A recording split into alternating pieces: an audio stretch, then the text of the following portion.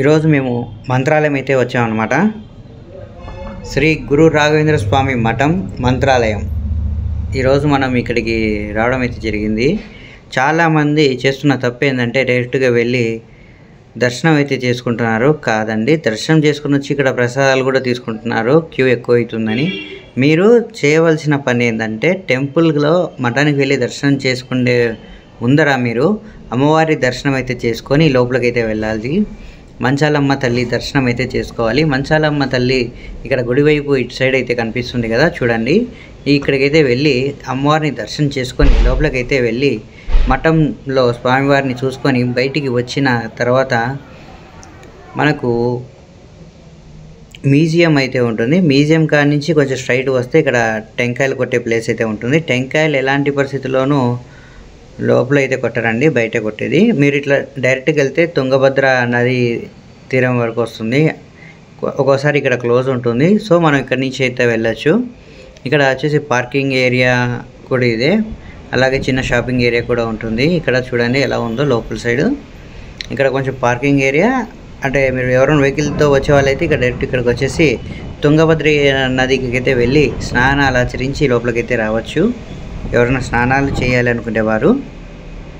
అలాగే గుడికి ఇక్కడ సైడ్ చూడండి, ఇటువైపున చెప్పుల స్టాండ్ అయితే ఉంటుంది. అలాగే ఇక్కడ ఎస్బీఐ ఏటీఎం సర్వీస్ సెంటర్ కూడా ఉంటుంది. మీరు ఎవరన్నా భక్తులు వచ్చినప్పుడు ఏటీఎం కోసం ఇబ్బంది పడేటప్పుడు అయితే మీకు ఇక్కడ చూపించడం జరుగుతుంది. చూడండి, ఇక్కడే చిన్న షాపింగ్ ఏరియా అయితే ఉంది. ఈ షాపింగ్ ఏరియా అయితే కొంచెం ఎప్పుడు రష్గానే ఉంటుందంట. ఇక్కడ చూడండి మొత్తం స్వీట్స్ బొమ్మలు ఎంత పెట్టారో అంతా చాలా బాగున్నాయి. స్వీట్స్ కూడా నేనైతే ఒక ప్యాకెట్ అయితే కొనుక్కొని చూశాను, టేస్టీగానే ఉన్నాయి. మరీ అంతగా ఎక్స్పెక్ట్ చేయొద్దండి, పర్లేదు, బాగున్నాయి. అయితే చేసి పక్క పెట్టినట్టు కదా అలా ఉన్నాయన్నమాట.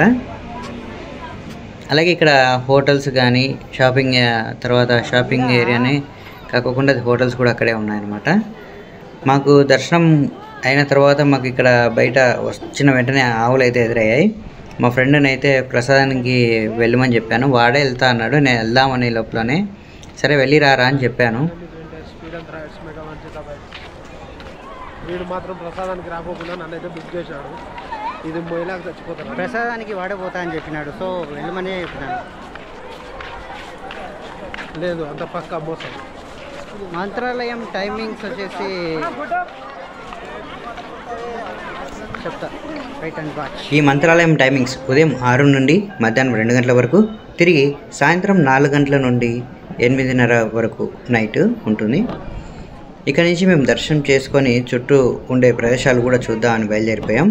దావలో మనకు శ్రీ అభయాంజనేయ స్వామి దేవాలయం అయితే కనిపిస్తుంది. చూడండి, విజిట్ చేయండి మర్చిపోకుండా. వెళ్ళేటప్పుడు ఈ దేవాలయాన్ని అయితే చూడండి. మంత్రాలయంలో దర్శనం అయిపోయిన తర్వాత చాలామంది ఆటో వాళ్ళు మొత్తం సైడ్ సీన్ అన్ని చూపిస్తారు. దాంట్లో నెంబర్ 1 ప్లేస్ వచ్చేసి ఇదే అభయాంజనేయ స్వామి దేవాలయం.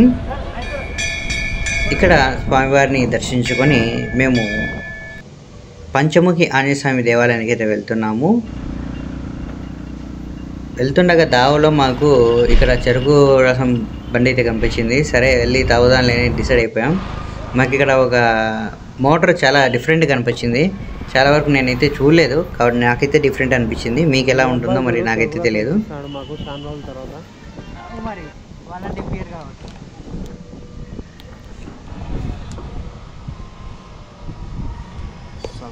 చూశారు కదా, ఇదే ఆ మోటరు. ఇది పెట్రోల్తో రన్ అవుతుందంట. మేము చెరుకు రసం తాగేసి మేమైతే మళ్ళీ తిరిగి బయలుదేరిపోయాం. మాకు బైక్ ఉంది కదా అని చెప్పి మేమైతే బయలుదేరిపోయాం అనమాట. చాలామంది ఆటోస్ అయితే ఆ విజిటింగ్ ప్లేస్లలో ఆపేసి పిలుచుకొని వెళ్తుంటారు. ఇది బ్రిడ్జి అండి, మన ఆంధ్రప్రదేశ్కి అలాగే బెంగళూరు బార్డర్ కూడా ఇదే, అంటే కర్ణాటక వాళ్ళ బార్డర్ కూడా ఇదే అనమాట. ఈ బ్రిడ్జి సగ భాగం ఆంధ్రాలో, సగ భాగం బెంగళూరు అదే కర్ణాటకలో ఒకటే ఉంటుంది. సో ఈ బ్రిడ్జి అవతల వైపు ఇంకా మన తెలుగు అనేది ఉండదండి. అంటే తెలుగు మాట్లాడతారు, తెలుగులో కూడా ఉంటుంది. అంటే చాలా వరకు షాప్స్ అన్నీ తెలుగులో బోర్డు అనేది ఉండవు అన్నమాట.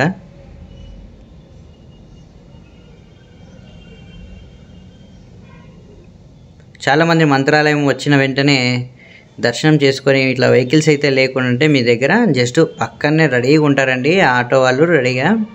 మనిషికి అయితే 100 రూపీస్ అయితే తీసుకుంటున్నారు, వాళ్ళు 150 చెప్తారు కానీ 100 రూపీస్కి అయితే తీసుకొని మొత్తం సైడ్ సీన్ అయితే అన్నీ చూపిస్తున్నారు అనమాట. ఎవరన్నా వెళ్ళాలనుకునే వాళ్ళు ఆటో వాళ్ళు మీరు గుడి నుంచి బయటకు వచ్చిన వెంటనే రెడీగా ఉంటారు, చెప్తుంటారు అన్నమాట, గుడి బయటే ఉంటారు రెడీగా. సో దానికైతే దిగులు పడాల్సిన అవసరం లేదు. మొత్తం ఇక్కడ ఉండే సైడ్ సీన్ అండ్ ప్లేస్లన్నీ వాళ్ళు చూపించడం జరుగుతుంది. ఫైనలీ వచ్చేసాము. ఇది ఎంట్రీ అన్నమాట. ఎంట్రీ చూడండి ఎలా ఉందో.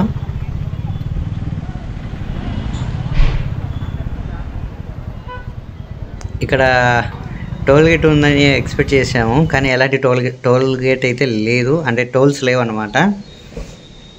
దేవాలయానికి టోల్స్, మన సైడ్ అయితే ఏదైనా దేవాలయం ఉందంటే టోల్స్ ఉంటాయి కదా, ఇక్కడైతే అలాంటిది ఏం లేదు.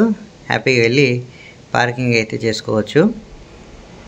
జీపులు, కార్లు, బస్సులు అన్నీ కొంచెం ఈ ఇతలకే పెట్టేశారు.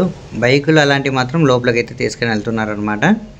సో మేము కూడా అందుకే లోపలికి అయితే వెళ్తున్నాము. మాకు చెరుకు రసం బండిలే సేమ్ ఏ విధంగా కనపడిందో అదే విధంగా ఉంది. ఇక్కడ మొత్తం ఇది ఎలక్ట్రిక్తో రన్ అవ్వట్లేదండి, పెట్రోల్తో రన్ అవుతున్నాయి చెరుకు రసం బండ్లు.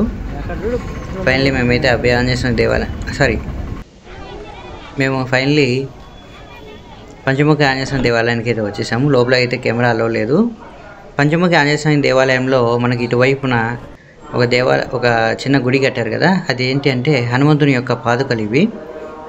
ఈ దేవాలయంలో హనుమంతుని యొక్క పాదుకలు అయితే ఉన్నాయన్నమాట. ఇక్కడ కొంచెం వీడియో అయితే తీయనీయలేదు మమ్మల్ని. Thanks for watching.